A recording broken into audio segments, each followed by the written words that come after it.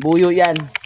Samantalang dito, sa Kabit, nung doon kami sa Sapote, ang mahal-mahal nito. Magkano isang ano nito, binibili doon sa palengke. Pero dito sa kanila, on the spot, pwede mong pwede mong makuha.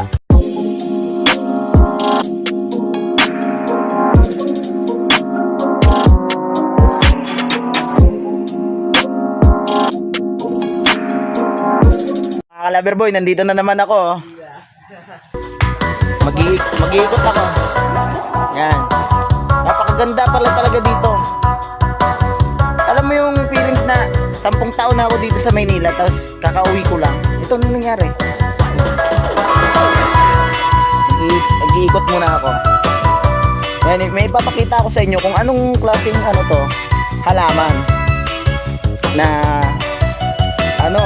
ginagawang pangtanim ko eh. Ito